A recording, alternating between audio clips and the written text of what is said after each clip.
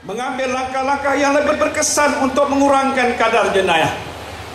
Bagaimana yang telah pun ditetapkan dalam NKRA, bidang keberhasilan utama di bawah Kementerian Dalam Negeri bahagian keselamatan, maka keadaan sekarang ini lebih terkawal dan kawasan-kawasan yang dikatakan hotspot, kawasan-kawasan panas sudah pun diberikan tumpuan dan perhatian oleh pihak berkuasa, polis, keselamatan dan sebagainya. Itu yang pertamanya, sudah menurun. Keduanya, isu yang berkaitan dengan soal rasuah. Kita semua tahu sejak daripada dahulu kerajaan kita telah pun mengisytiharkan peperangan yang tak berhenti untuk nak menghapuskan rasuah dalam masyarakat kita. Ini bukan satu perkara yang mudah.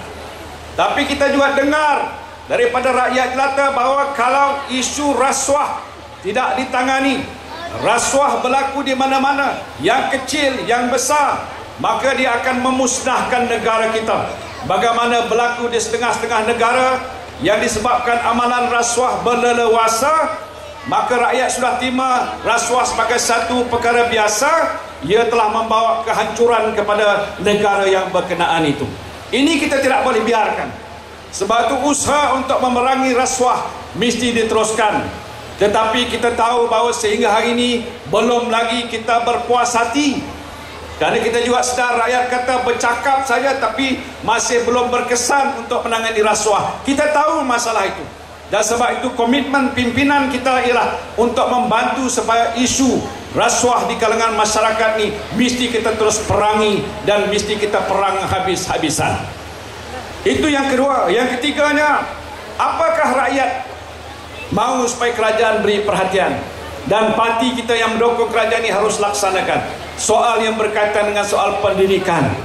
Orang-orang Melayu, orang Cina, orang India, kaum-kaum yang lain dalam negara kita termasuklah di Sabah dan juga di Sarawak mahu supaya kerajaan dan parti yang mendukung kerajaan mesti beri tumpuan pada soal pendidikan. Maka ini telah pun kita teruskan dengan kita adakan kelas-kelas tadika ataupun prasekolah.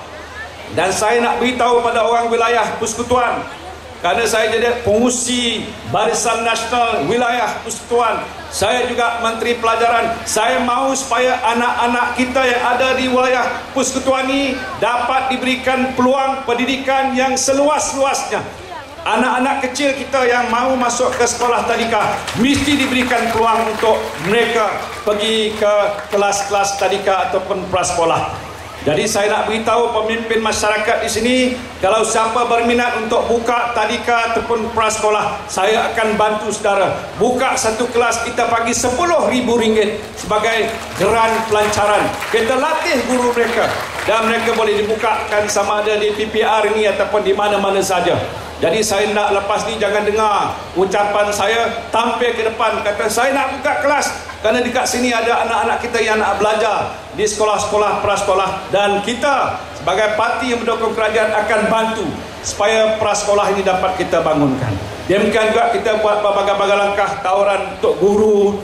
Kita buat ujian untuk anak-anak kita boleh membaca, mengira, menulis. Ini sudah pun kita laksanakan. Ini contoh saja yang saya nak sebutkan. Soal yang keempat, apa lagi rakyat sebut minta supaya kerajaan dan parti memberi perhatian, ialah usaha untuk menambah pendapatan rakyat. Macam duduk di wilayah Persekutuan, kalau setakat 1,000-2,000 ni sukar untuk hidup. Saya sedar dalam keadaan sebegini, kerana kos hidup di bandar agak lebih tinggi. Kalau di kampung tak ada makan, boleh pergi ke kampung-kampung, pergi ke kawasan-kawasan hutan, carilah. Orang kata apa-apa daun-daun ataupun tanaman-tanaman tumbuhan yang boleh kita gunakan untuk masak. Tapi di wilayah Persekutuan ni tak boleh buat begitu, tak ada tempat. Sebab itu soal pendapatan penduduk yang ada dalam kawasan bandar akan kita berikan tumpuan. Dan ini juga salah satu daripada perkara yang kita utamakan. Soal yang kelima ialah soal menyediakan infrastruktur. Mungkin di kawasan wilayah Persekutuan ini tak jadi masalah, jalan elok, bekalan air ada, cuma kadang-kadang rumah pangsa tak tahulah dia punya pressure kuat tak kuat, bekal elektrik sampai hampir 100%. Boleh dikatakan kemudahan-kemudahan asas tidak berbangkit. Tapi kalau negeri-negeri yang belum lagi maju seperti di Sabah, di Sarawak, yang masih ada kawasan-kawasan pendalaman. Isu itu adalah suatu yang kita nak selesaikan. Yang akhir, yang ini mungkin di wilayah satu perkara yang juga diberikan perhatian, ialah soal yang berkaitan dengan pengangkutan awam. Macam kita tahulah, nak naik bas kena tunggu lama, nak naik kereta kadang-kadang jam, dan bagai-bagai kesakan lalu lintas dihadapi oleh kita. Dan saya nak beritahu di sini bahawa pimpinan kerajaan dan parti kita memberikan perhatian utama dalam soal itu. Tidak berapa lama lagi akan diumumkan perancangan bagaimana nak menyelesaikan masalah kesesakan lalu lintas yang berada di Kuala Lumpur dengan satu program yang boleh dikatakan raksasa jangka panjang. Yang ini saya tak boleh nak sebutkan, cuma nak bayang-bayangkan apakah inisiatif yang kita nak ambil untuk nak menyelesaikan masalah kesesakan supaya sistem pengangkutan awam dalam negara kita, khususnya di Kuala Lumpur ni, dapat kita perbaiki supaya dia lebih efisien lagi.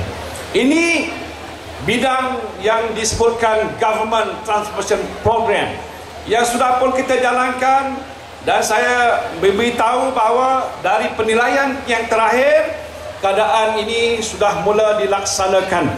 Sebahagiannya mungkin jangka pendek, tetapi yang lain-lain itu akan mengambil masa untuk kita selesaikan.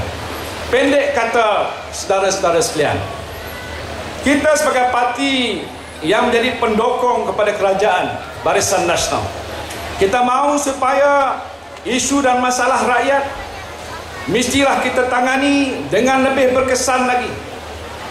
Saya nak sebutkan begitu bukan kerana selama ini kita tak buat apa-apa.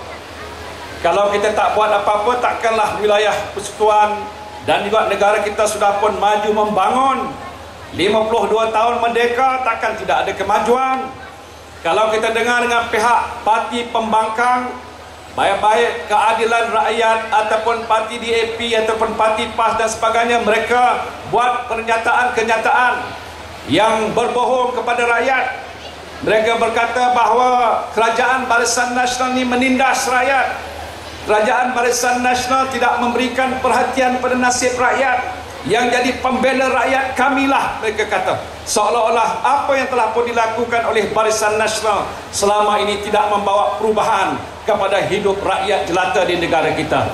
Ini pastinya adalah suatu pembohongan, kerana kita tahu apa yang telah pun kerajaan lakukan. Tetapi kerajaan dan juga parti yang mendukung kerajaan ini sedar ini belum lagi mencukupi. Kalau Malaysia nak jadi sebuah negara maju, tahun 2020 hanya 10 tahun saja lagi. Dan dalam beberapa hari lagi Perdana Menteri akan bentangkan di Parlimen apa yang disebutkan rancangan Malaysia yang ke-10, iaitu 5 tahun yang pertama, selepas itu rancangan Malaysia yang ke-11, di mana penghujungnya ialah tahun 2020. Kita ketahui tahun 2020 waktu zaman Tun Dr. Mahathir pun telah pun diisytiharkan Malaysia harus jadi sebuah negara maju pada tahun 2020.